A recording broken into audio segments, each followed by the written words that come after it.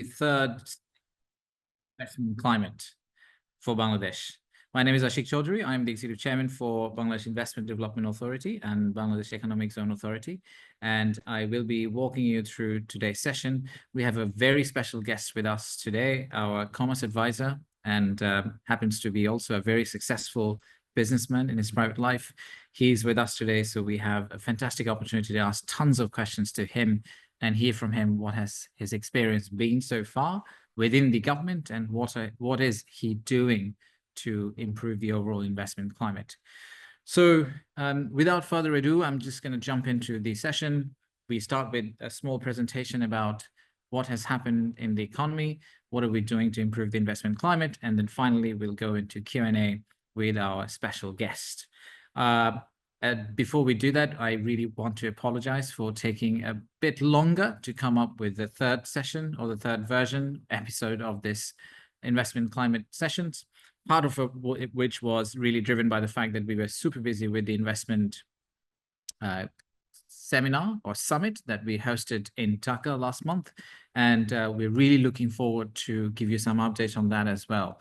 So let's start our presentation straight away. As I said, it's divided into three parts. So let's straight jump into the economic update. First up is obviously the FX reserve and the FX rate. As you have seen in recent times, our reserves have seen some improvement. We have moved away from when we took over in August as interim government, a dip in the reserve on a regular basis. From there, we're now seeing a turnaround. The FX exchange rate has also stabilized. It is now not showing another cliff edge drop mentality, and that is also quite appeasing for our investors.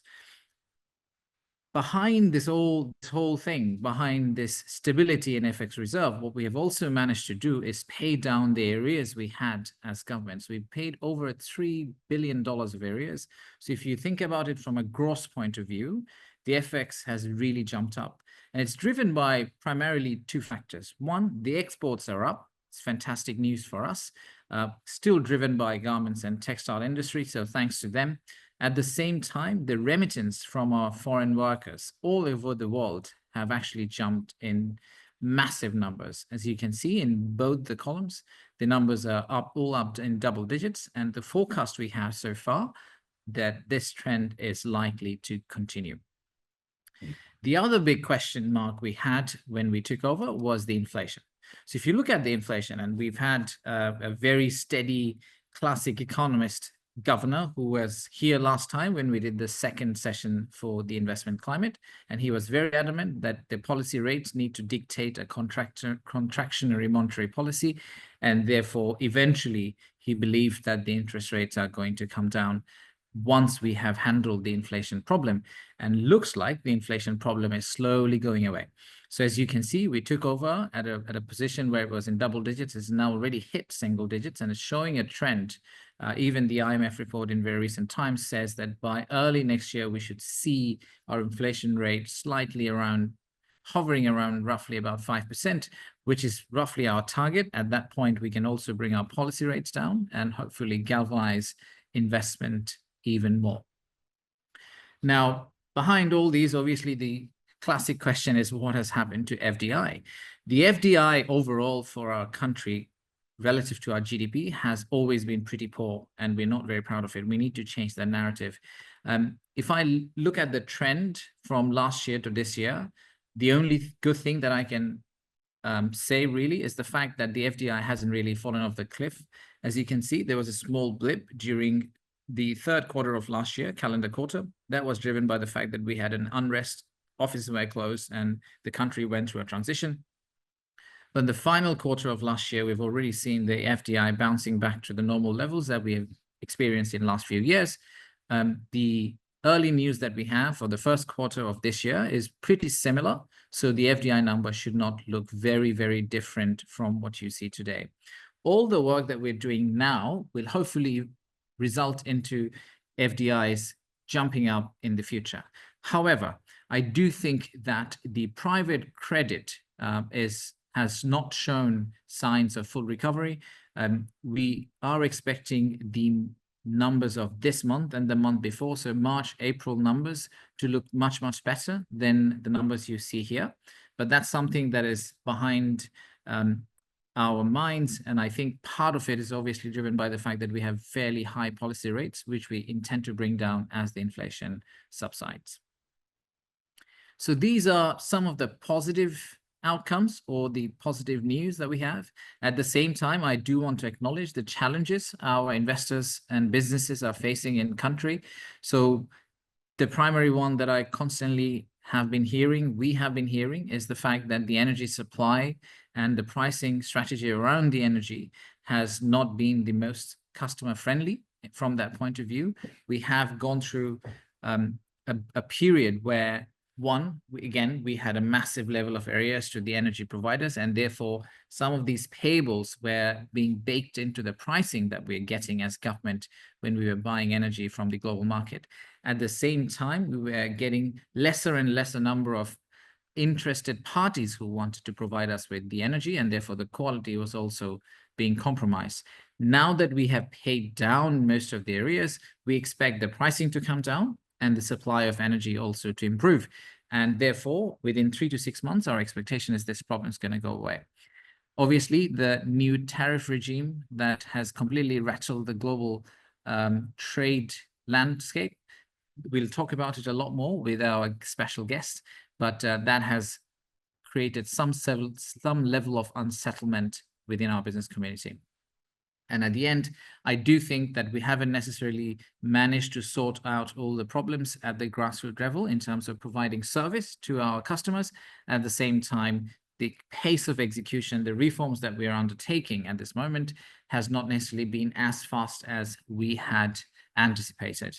And part of which is obviously driven by the fact that we are learning as an interim government, a government of technocrats, how to run the government. And that learning process is evolving us into a more better operator in this space. So talking about the reforms and the investment climate improvements, let's look at the progress report. So we've always said that in every SOIC, State of Investment Climate, we're going to come back to you and tell you what have we done to improve the investment climate, how far are we from the goal that we had set ourselves at the beginning of the year. So let's go to the progress report that we had set ourselves out for. So the green ones are the ones that are completed. The red ones are the ones where we are slightly lagging behind. And obviously the yellow ones are in progress. I do want to touch upon a few of them. So let's maybe jump into one of them. Let's look at the investment summit that we had planned to pull out. As you know, earlier in April, we held investment summit. We had over 400 guests from over 40 countries who visited us, and the feedback was quite interesting. From us, the reflections are, first of all, we probably need to do it consistently, and it can't just be a one-off exercise. At the end of the day, Bangladesh, if you look at Bangladesh from abroad, and if you just do a desktop search, is always relatively negative from who we really are. We are not perfect, but we're not necessarily as bad as we look online. And therefore, it's important that we bring the investors here as often as we can. So we need to repeat that messaging and make sure that we stay honest to our promises. The second point was obviously the case for Bangladesh has landed well, but we obviously need to prioritize the key reforms. And the page you saw before, where was the list of reforms that we intend to exercise or finish by the end of this year. The foreign investors did welcome the transparency. I don't know if all of you had joined the summit, but some of you who have, as you know, that we actually opened our doors up for the political parties. So we intend to pass on the power to political outfits through a proper, free and fair election, ideally by end of this year or by mid next year. And when we do that, a big question mark always comes from the political, from the investors, if the political outfits will continue down the same path as we are. And therefore, what we did was we actually did set up meeting rooms for the large political parties, and the investors could go and talk to them and understand what is their strategy around investment climate. So we tried to keep a very open door policy, and we tried to make sure that all the stakeholders within the ecosystem have an opportunity to talk to each other.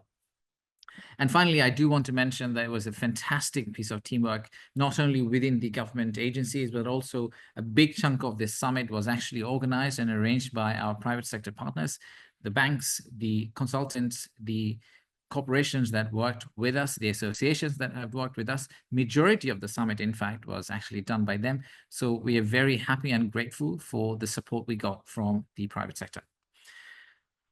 Another point that I do want to talk about is probably the port strategy that sits smack in the middle of our overall ambition. And what are we doing about it? We just came off from a meeting with our commerce advisor, actually. It was about the free trade zone. So we've just formed a national committee that is looking at the global best practices about free trade zone and case studies, and working with some of the top global operators of free trade zone to understand how we can create something within our country. And they will be recommending appropriate legislative changes and potentially a location. And our goal is to achieve a significant milestone, a meaningful progress by the end of 2025. Another point that we had was about FDI outreach. We really wanted to democratize the FDI attraction job. And obviously, government doesn't have the right tools or the resources, and we will never have that probably. But what we can do is to provide incentive programs to our colleagues, our friends, our families, all the non-resident Bangladeshis who live in different countries. So we are trying to create an incentive scheme. Just like we promote the export, just like we provide incentive for remittance, we're also setting up an incentive scheme for individuals who will be bringing in FDI to Bangladesh. So please watch out the space for it. We will be announcing it very shortly. The last piece that I probably want to talk about is this the most talked about piece, which is the investor journey. As you know, that a lot of times we hear that the case for Bangladesh is there, but at the same time, landing in Bangladesh is incredibly difficult, and therefore people just step back and shy away from investing in Bangladesh. So we've been looking at potentially a relationship manager model for just like a banking model where you have a relationship manager within Investment Development Authority who walks you around. So I'm very happy to announce that we've actually advertised the roles now in private sector. So these are going to be private sector specialists working within the government for a couple of years as a secondment role, and then working with the investors, holding their hands across the different alleys within government offices. So the advert is out. Hopefully we will have them on board in a couple of months. And we've also decided that all the public services are going to be under one umbrella. So essentially, as an investor, you will walk into a single platform, and this behind the scenes, the government offices will provide the services, but we're bringing all these digital services under one umbrella so that we have a clear view of who the customer is. At the same time, the customer has a single landing point after which the services can be provided by different government agencies whenever needed. And then finally, we have also formed a national committee who is looking at the Investment Promotion Agency Integration Project. So as you probably know, depending on who you ask, we have between 5 to 7 investment promotion agencies, which obviously confuses the entire investor pool, where to start, who to go to, who to talk to. And there has been an overcry of from investors, actually, from our friends in Japan, from friends in Korea, and from many other markets, that all these investment promotion agencies should be under one big umbrella.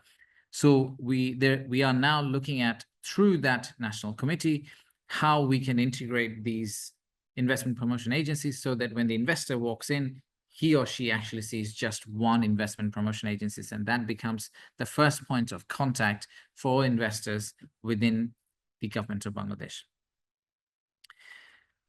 I'm not going to go further into these reform ideas. What I think I would love to do is to bring in our guest so that we can spend more time with him, and we can also take some of your questions. So maybe let's start with welcoming Bashir Bhai. Bashir Bhai, thank you so much for joining us, and hope you can hear me properly. And you're on mute, by the way. If I maybe start with asking you a question that I had, which is, it's been a few months for you in the government, and how has it been? How have you found your time in the government? You are obviously responsible for one of the most crucial ministries, the Commerce Ministry, along with a few other ministries. But what's your initial take on the trade space and the investment space for Bangladesh? Well, as you know, that I also come from private sector, from a family-owned business with an experience of the business which my father founded about 80 years before. I was not expecting to come and work for the government, but when I was asked, I joined the government with no experience of government affairs. And then we are this host of people who were handpicked by our chief advisors and the people behind it. Of course, it's a very, very interesting journey. Interesting because the fascist who was ruling us for over 15 long years uh, brought the economy into a very difficult state. And from there, under his leadership, as you have reported, the macroeconomic stability, the current account, and the financial account situations, um, it is a manifestation of a lot of good hard work and collective work of all of us together.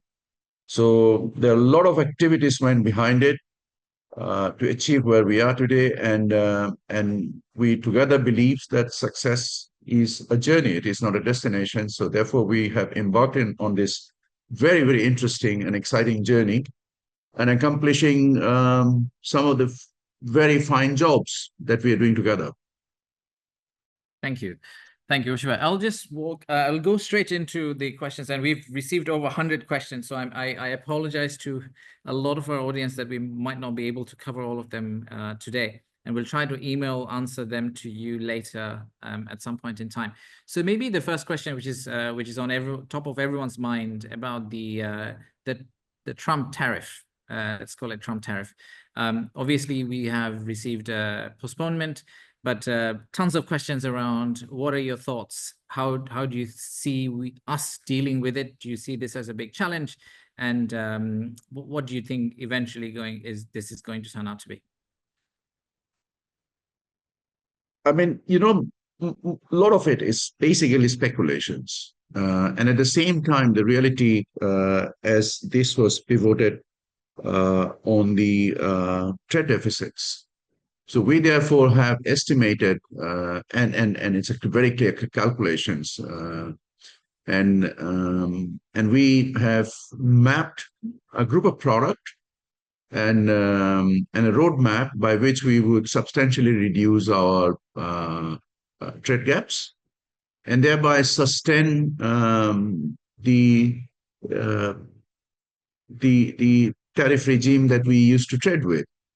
Ideally, we as an LDC country was under the WTO framework is supposed to work on an MFN tariff basis. We believe we wish to sustain that, and we are making material contributions or material trade actions by liberalizing our trade, by removing non-tariff barriers, and identifying products which would enable us to reduce substantially the trade gaps, and hoping that we would sustain our MFN tariff status. Right. Thank you. And also there's a question around the transshipment piece. You've done a lot of work with that in recent times, as we understand. A lot of interest about that, this overall logistics space. So what do you think that this whole transshipment point that became a big topic but is kind of died down now, what are your thoughts around it? What is Bangladesh or Bangladesh government trying to do to improve the overall logistical piece around trade? Are you referring to the air transshipment issues or the sea transshipment issues? If it is air, we have leveraged all our hidden treasures that we were not knowing. And as you know, that I also now is responsible for the aviation ministry. And then we have started one new airport for our freighter cargoes. Our target is not only to match the prices, the price differentials for the transshipments was the transshipment providing country was cheaper than us as a source country. And my target is not only to meet that cost, but also to offset that. And I have reasons to believe in a few weeks' time from now, we will become much more efficient and much more cost competitive. You also know that we have invested into a new cargo terminal together with a new airport terminal. So, and where we have automated state-of-the-art facilities with cutting-edge technology to minimize the turnaround time for the air freighters, especially. And I'm sure we'll find our excellence and be able to meet the cost expectations as well. And very soon, very soon. I'm talking weeks. Fantastic. And I mean, I'm guessing just from your point of view, we always talk about, when we talk about air, we always talk about Dhaka. Are we talking about Dhaka only? Are we talking about a wider network of? We have a few more airports to leverage. One is Dhaka, Sylhet, Chittagong, potentially also Cox's Bazar, where we are making our runway long enough to accommodate 747-800 aircrafts to take the highest amount of payload. So yes, we are thinking beyond Dhaka for sure. Thank you. And a related question that I see on the screen, and maybe I'll just ask it straight away, which is related to the same ministry that we just spoke about. So Mr. Bashir, taking the new lead as advisor for the Ministry of Civil Aviation and Tourism, how does he envision to encourage investment, either local or foreign, in this space? So civil aviation. Are you referring civil aviations? Of course. I mean, I have just approved one new aircraft for one of the domestic airlines, and I am inviting additional foreign carriers to come up with the freighters. I am going to liberalize the existing regulations to kickstart a lot of new freighters, their businesses. So I hope there'll be a lot more new inclusions soon. Fantastic. And what about tourism? Tourism, I think, given the historic and the cultural context, I think I need to work first for the domestic tourist. There is, as you know, that we are more than 180 million people in the country, and there are quite a large affluent class who wish to go and explore and enjoy the domestic tourist spots. And I think reasonable investment is necessary for this. So I would call for people, whoever are interested, to come and invest in that sector. Okay, thank you. Thank you. Just shifting gears to a different sector. So again, I'm just looking at another question. What is the government's vision for strengthening digital trade and e-commerce sector? Is there any plan or view about those sectors, and particularly? I think our central bank. Sorry. I'll just give you the tail of the question, which is while ensuring consumer rights and preventing fraud. I think our central bank is working to enable the e-commerce gateways. And there is a committee who is working for it and looking forward to the reports. And we wish to have all those international gateways active as soon as possible. And therefore, and also on logistic and all the other issues around it should work together. I'm yet to see that report, but I can't tell you more than what I have said at this point of time. No problem. Thank you. Thank you. I'll go back to a question that was asked earlier yesterday, actually. How is the ministry addressing, this is related to commerce, how is the ministry addressing high cost of logistics to improve supply chain efficiency, given our significant post-harvest losses that we see by the farmers every year for a supply-demand mismatch? We certainly need to increase our efficiency and thereby reduce the cost. And this requires heavy investment into our road networks, into our traffic system, into our cost of fuel, and also the logistic machines, which is buses, trucks, whatever around it. I think it's an ongoing process, and as you have seen that we have evolving very nice road network within the country. We also have facilitated local productions of commercial vehicles and thereby also reducing the cost of ownership of those commercial vehicles.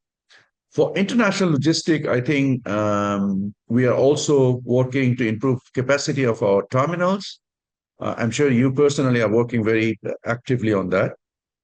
And also our deep sea port should come in function soon enough.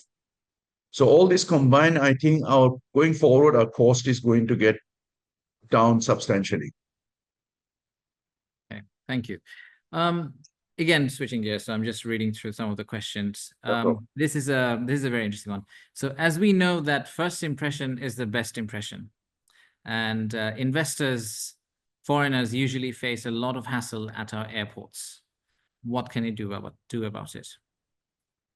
As you know that we are going to, hopefully by the end of the year, we're going to open the new terminal, and we are working with a very well-reputed, one of the Fortune 500 companies to come and operate our airport to give that world-class experience to all the incoming visitors. And I hope once that is in place by the end of the year, this impression is going to change once forever. Great. So maybe I move on to another question related to your jute and textile portfolio. We haven't really touched that. These are quite specialized industries, and not necessarily all the countries have a jute and textile ministry. It's quite unique for us to have it. See what you have seen so far. What are your thoughts about these two industries? And obviously, government plays a very active role in these industries. What's your long-term vision about that? You know, government owned approximately 30 jute companies and about similar numbers textile companies, which all have ceased to operate. So government is trying to lease them out to private sectors for very, very long term. The minimum lease tenure is about 30 years, with about 3 years rent-free period for the investors to come and do the initial preparations. In terms of the private sector support, the textile, which is a very key industry for Bangladesh. So we work on our textile policies and all the facilitations to enable as backward integrations for our apparel industry. So there is a host of policies to support and to incentivize our industry and to sustain them and to let them grow. So from the textile and jute ministries fundamentally to take care of these large, about 60 factories that we have on a very, very nice locations. So, and to lease them out, and at the same time to sustain and promote the privately owned jute and textile mills is what the jute and textile ministry is doing. Okay. Great.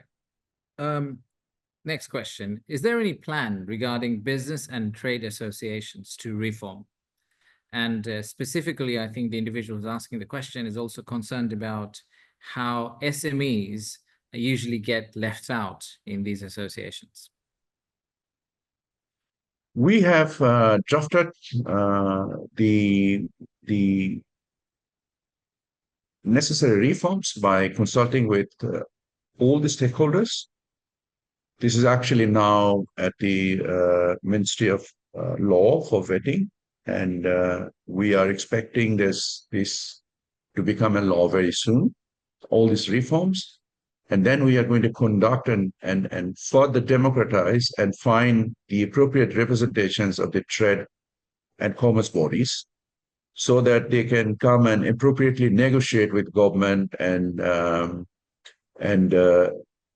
and can place their demands properly uh, and promote the interests of the trade and commerce.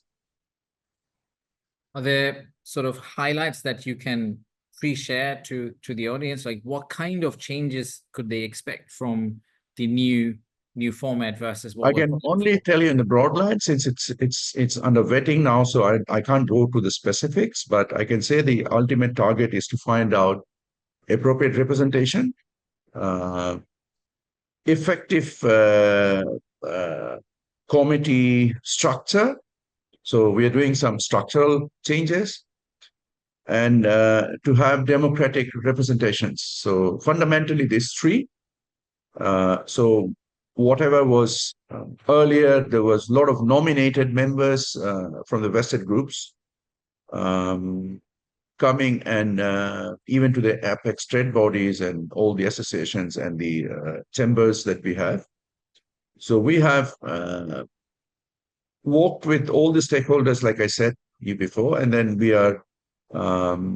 have formulated a policy which I think would really facilitate the interest of the trade bodies. Thank you. Thank you. Next question. So what's your plan to reduce the post-harvest loss, particularly for perishable goods, and the same time to improve the cold chain system in the country?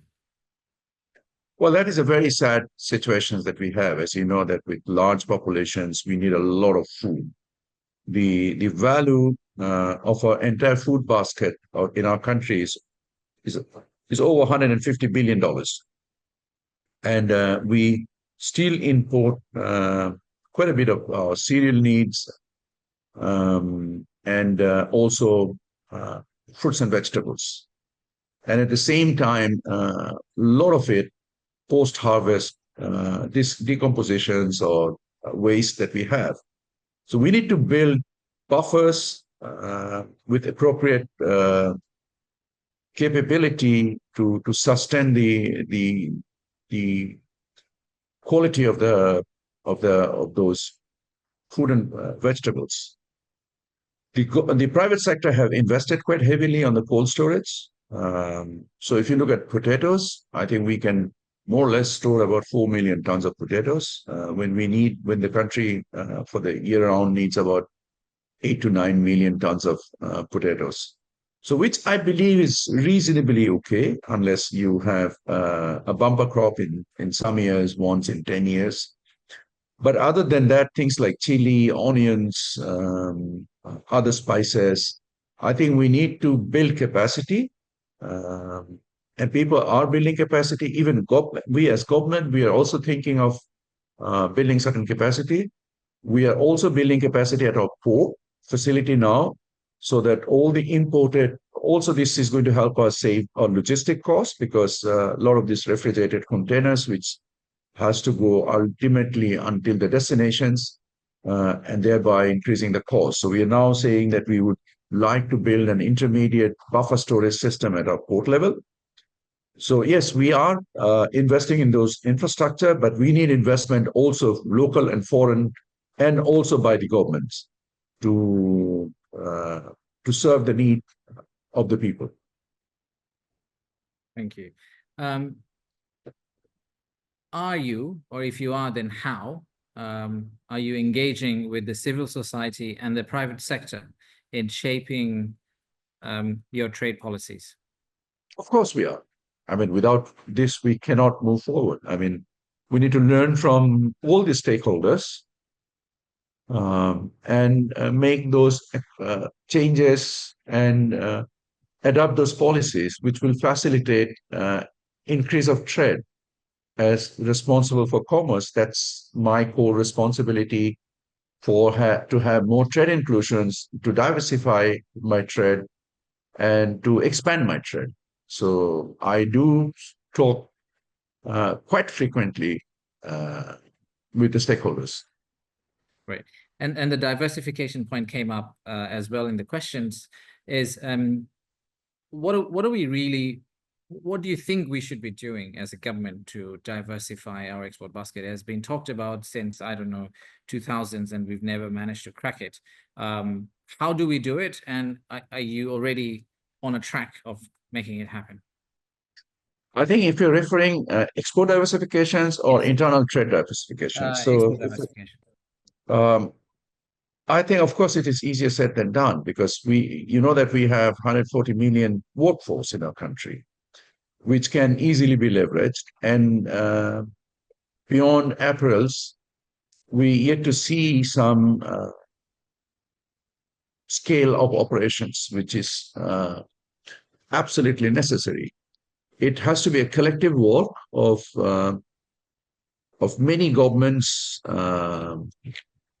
wings, and then embark on this journey, and then find those facilitator uh, and achieve this. Of course, uh, we need to identify a few products that would enable us and create the employment and generate that revenue to make it sustainable for us.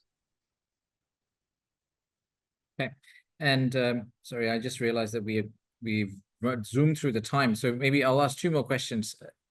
First up, we have heard in recent times, and I think a number of questions on that line, which is we've had challenges with the supply of energy as businesses. I'm sure you've also heard about that from business community.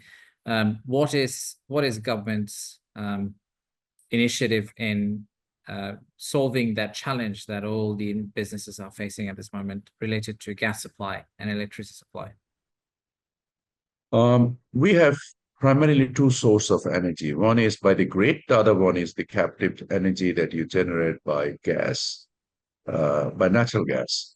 We have a very nice pipe network within the country to distribute gas, but sadly, we do not have enough regasification stations.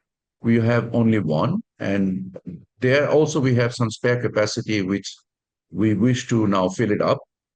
We have some indigenous gas. I mean, I don't have the precise number, but it's about 50% of our gas is indigenous and probably 40 or 50% is imported. I think our Ministry of Energy is building new FSRU units, which will then bring more liquefied natural gas and then regasified it and distribute it through the pipe network. Once that is commissioned, hopefully in 2 years' time from now, um, the captive power generations, which is economically more competitive compared to buying it from the grid, so it's cheaper and quality-wise also better. And also serves at times in many industries for their cogeneration needs by which it becomes even more competitive. So going forward, I see we have challenges, of course, we need to recognize that. But going forward, once the LNGs are brought into the country and with the necessary infrastructure behind it to regasify it, we hope that we can solve problem. We have one region in the country which is gas surplus. So any potential investors can come and immediately get natural gas connections, Ola, wherein you can go and build a factory without any problem. And if you generate your own electricity by gas generators, it is cheaper, better, quality-wise higher, and should solve your problem as well. Right. Thank you. So last question, this is actually my question. I'm taking this as an answer that I can probably use in future. So if you were to pitch to invest in Bangladesh, how would you pitch it? Please invest. this is a great place to invest, because all that you have explained at your opening remarks. And functionally, we work together. You know that we work very, very closely. We interact, we learn from each other, and then we function accordingly. And I think that the benchmark that we are building for successes are going to be nice. And as you have also brought into your investor summit those large political parties who potentially are going to be our political masters, they have also explained their positions quite clearly. So, I mean, we have trainable workforces, we have land mass, reasonable, necessary for productions. Our people need job, so they are generally very friendly to foreign investors. They are always very friendly, even they're not investors. I think even if they're tourists or whatever, you will see Bangladeshi people are generally very, very friendly. And no Bangladeshis are ever in risk no foreigners are ever in risk in Bangladesh. I mean, history proves that very, very clearly. So I think we have mutual benefits in investing in Bangladesh. Bangladesh benefits, and I think the investor would also benefit. If you see the success stories of all the investment that whoever have done it, they are taking the dividends. Come and share it. So this is what I would say. Thank you. Thank you. Well, you have also successfully been part of a business conglomerate and actually also sold your business to a foreign investor. So that itself is probably a story and an example for people to follow. Thank you, Bashir. Thank you so much for coming. Thank you very much. We've literally ran through for more than 35 minutes now into the Q&A. So ladies and gentlemen, thanks again for joining us, and we will hopefully see you in a month's time, coming back again with the same questions answered, and hopefully a new guest next time. Thanks again to Bashir. Thank you. Good night. All the best. Thank you very much.